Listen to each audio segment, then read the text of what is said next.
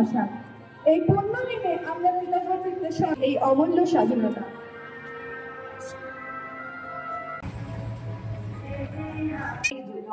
যে ছেলেরা ট্রেনের হকার খাচ্ছে রোজই লোকের মতো, লজেন্স খাওয়ার বয়স যাদের করছে তারাই লজেন্স ফেরে, যাদের বুকে সূর্য ওঠার গোলাপ ফোটার অনেক দেরি।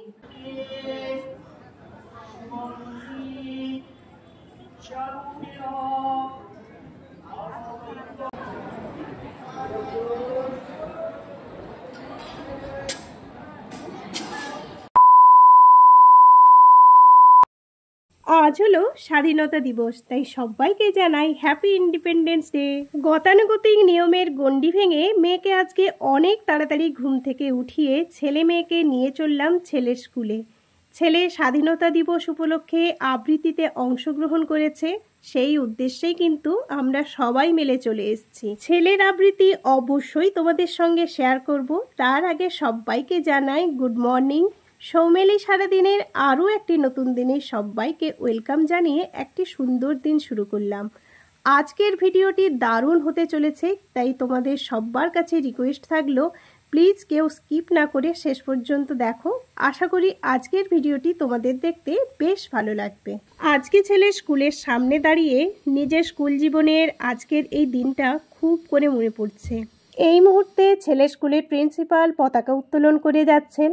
আমরাও যখন স্কুলে পড়তাম আমাদের হেড টিচার যখন পতাকা উত্তোলন করতেন, সত্যি মুহূর্তটা অনেক বেশি আনন্দের আর সুন্দর ছিল। পতাকাটা যখন এই রকম গোটানো অবস্থায় গিয়ে ওপর থেকে ফুলগুলো ঝরে পড়তো আর সুন্দর বাতাসে পতাকাটা পতপত করে উঠত, সবাই মিলে আমরা হাততালি দিতাম আর তারপরে জাতীয় সঙ্গীত গাইতাম। কী যে আনন্দময় মুহূর্ত, সত্যি সেটা ভাষায় প্রকাশ করা যায় না।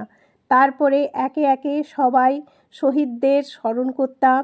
আর দেখতেই পাচ্ছ এখানেও কিন্তু একই জিনিসটা হচ্ছে, শহীদদের উদ্দেশ্যে মাল্যদান করা হচ্ছে, সবাইকে স্মরণ করা হচ্ছে।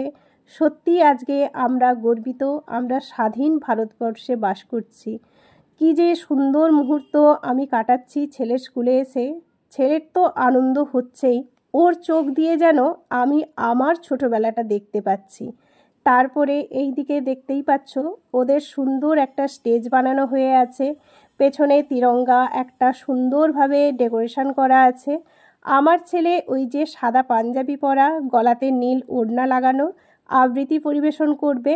আবৃত্তির সঙ্গে সঙ্গে কিন্তু দেখো খুব সুন্দরভাবে এক্সপ্রেশন করে একটা নাচের মাধ্যমে বোঝানো হচ্ছে। অবশ্যই তোমাদেরকে শোনাবো ছেলের আবৃত্তিটা, শুনে তোমরা কিন্তু অবশ্যই লাস্টে কমেন্ট করো যে কেমন হয়েছে ওদের প্রোগ্রামটা। ছেলেমেয়েটা ভোর না হতেই মায়ের সাথে যাচ্ছে কাজে, যে মেয়েটা পরের বাড়ি কাপড় কাচে বাসন মাজে, যে মেয়েটা গোবর কুড়োয় ঘুটেও দেয় কয়লা বাছে, যে মেয়েরা সারা জীবন পায় না আদর কারোই কাছে, ওদের কাছে প্রশ্ন করো ওরা কি কেউ সত্যি জানে স্বাধীনতা দেখতে কেমন, স্বাধীনতার সঠিক মানে? যে ছেলেরা রাস্তাঘাটে করছে পালিশ পরের জুতো, যে ছেলেরা ট্রেনের হকার খাচ্ছে রোজই লোকের মতো, লজেন্স খাওয়ার বয়স যাদের করছে তারাই লজেন্স ফেরে, যাদের বুকে সূর্য ওঠার গোলাপ ফোটার অনেক দেরি, ওদের কাছে প্রশ্ন করো ওরা কি কেউ সত্যি জানে স্বাধীনতা জিনিসটা কি, স্বাধীনতার সঠিক মানে? দেখতেই পেলে ছেলের প্রোগ্রামটা কত সুন্দর ছিল। এরপরে আরও একটা সুন্দর প্রোগ্রাম তোমাদের সঙ্গে শেয়ার করব। ছোট্ট ছোট্ট ছেলেমেয়েরা এত সুন্দরভাবে ফুটিয়ে তুলেছে সেটা কল্পনার বাইরে। কয়েকদিন আগেই পেহেলগাঁওয়ে যে ঘটনাটা ঘটেছিল সেটাই তারা ফুটিয়ে তুলেছে। অনুষ্ঠানটা যারা দেখছিল, স্টুডেন্ট থেকে গার্ডিয়ান থেকে টিচার, প্রত্যেকের চোখে জল চলে এসেছিল এবং গায়ে কাঁটা দিয়ে দিয়েছিল। তো বেশি আর কথা বলবো না, তোমরা অনুষ্ঠানটা দেখো আর কেমন লাগলো অবশ্যই কিন্তু কমেন্ট করে জানিও। চলো তাহলে তোমাদের সঙ্গে শেয়ার করা যাক। हमारे स्कूल की छुट्टियां पड़ गई हैं। आप हर साल कहते हैं कि छुट्टियों में हमें घुमाने ले जाएंगे, लेकिन आज तक आपने ऐसा नहीं किया। इस बार ऐसा नहीं होगा, आप हमें कहीं अच्छी जगह घुमाने ले जाएंगे।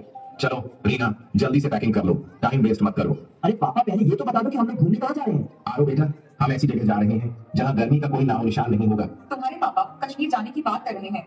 आओ पापा, आप हमें कश्मीर ले जाएंगे। मैंने तो कभी सोचा भी नहीं था कि आप मुझे कश्मीर ले जाएंगे। पापा मैं बहुत लकी हूँ कि आप मेरे पापा हैं। थैंक यू पापा। सभी टूरिस्ट आखिरकार पहलगाम पहुंच गए थे। वहाँ के नजारे देखकर सबकी आंखें चमक उठी। हर कोई खुशी से झूम रहा था, जैसे स्वर्ग ठीक उनकी आंखों के सामने हो। सभी बहुत खुश और उमंग से भरे थे। वाह गौरव, ये तो सपना जैसा लग रहा है। चलो रील्स बनाते हैं, दुनिया को दिखाना है कि हम कहाँ पहुंचे हैं। किरण और गौरव कैमरे के सामने रोमांटिक पोज दे रहे थे। उनके चेहरे पर प्यार और खुशी साफ झलक रही थी। आज लेकिन इस खुशनुमा माहौल से दूर घने बर्फीले जंगल में चार परछाइयां तेजी से आगे बढ़ रही थी। उनके कदमों की आवाज बर्फ के सन्नाटे को चीर रही थी। हम भी होली खेलेंगे, लेकिन इनके खून से। कश्मीर हमारा था, है और रहेगा। इंशाअल्लाह, इंशाअल्लाह, इंशाअल्लाह। चारों आतंकियों ने पहलगाम की ओर रुख किया। हथियार उनके हाथों में थे और चेहरों पर नफरत। चारों आतंकी अब उस जगह पर पहुंच चुके थे जहां सभी टूरिस्ट इकट्ठा थे। और बदकिस्मती से उनका पहला निशाना थे गौरव और किरण। गौरव किरण की पिक्स क्लिक कर रहा था, तभी वह अचानक से एक आवाज आई। ओए, तो हिंदू है या मुसलमान? क्यों, क्या हुआ भाई? आप लोगों की कोई ट्रेन है क्या? वैसे हाँ, मैं हिंदू। क्यों? गौरव की बात खत्म होते ही एक गोली बहुत ही नजदीक से उसके सर पर लगी। वो गिर पड़ा और मौके पर ही उसकी मौत हो गई।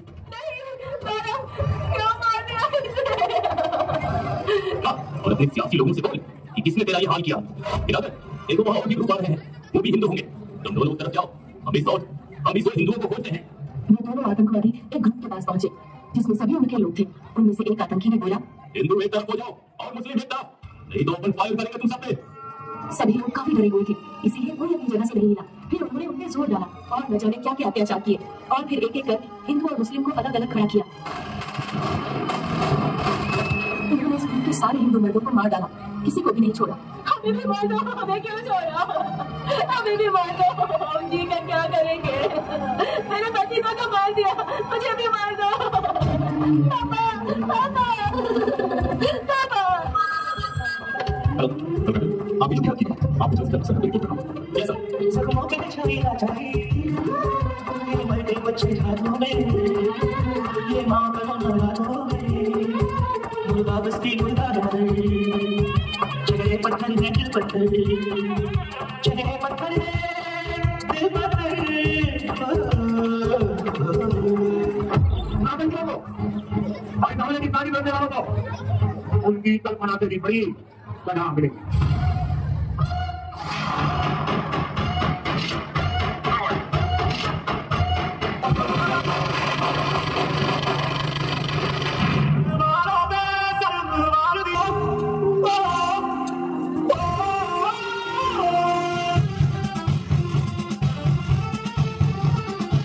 দেখতেই পেলে ছোট্ট ছোট্ট ছেলেমেয়েরা কি সুন্দর পারফরমেন্স করেছিল।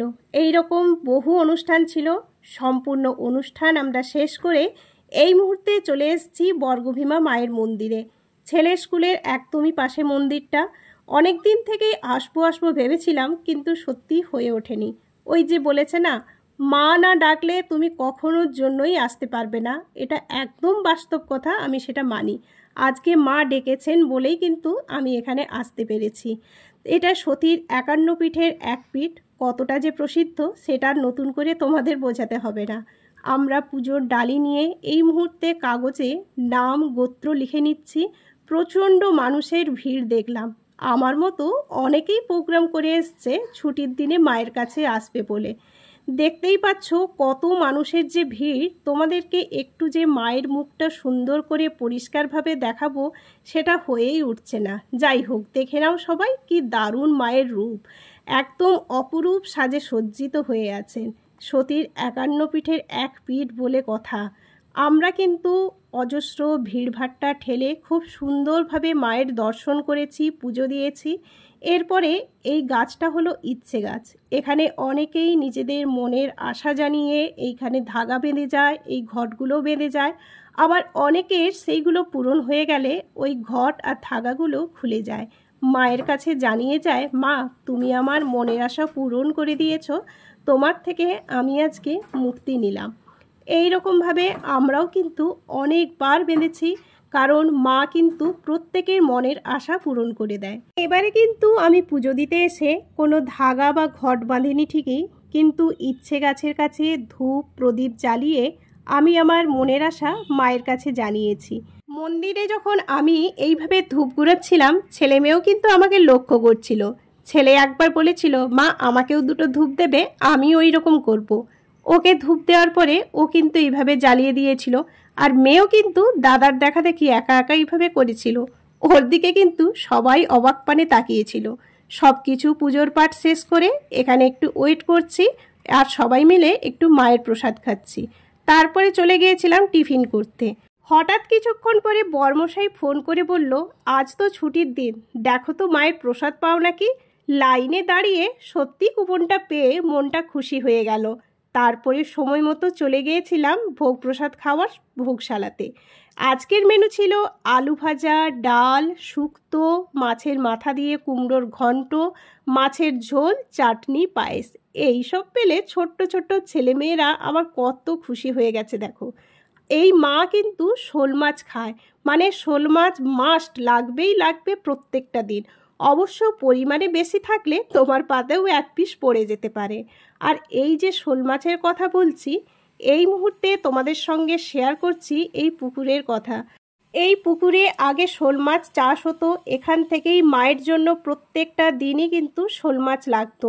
এখন অনেকটাই কনস্ট্রাকশনের ফলে পুকুরের চেহারা অনেকটাই কমে গেছে, তবে মায়ের জন্য অবশ্যই প্রত্যেকটা দিন যেখান থেকে হোক লাগে, আর সেটা জোগাড়ও হয়ে যায়। কথিত আছে পুরাণে, এখানে মরা শোল মাছ ছেড়ে দিলে কিন্তু জ্যান্ত হয়ে যেত। যাই হোক, খাওয়া দাওয়া করে আমরা একটু এদিক ওদিক ঘোরাফেরা করছিলাম। এখানে বহু বিয়ের প্রোগ্রাম হয়েছে, অনেকেই কিন্তু এখানে মায়ের ভোগ খাওয়ানোর ব্যবস্থা করেছে। দেখতেই পাচ্ছ কি দারুণ চারিপাশের পরিবেশটা। তারপরে কিন্তু আমরা এইখানে মায়ের সিঁদুর পরে টাটা বাই বাই বলে আজকের মতো বাড়ি চললাম। কেমন লাগলো আজকের ভিডিওটা আবারও সবাই কমেন্ট করে জানিও। আর পারলে সতীর 51 পীঠের এক পীঠ বর্গভীমা মায়ের কাছে অবশ্যই ঘুরে যেও। আজকে আসি।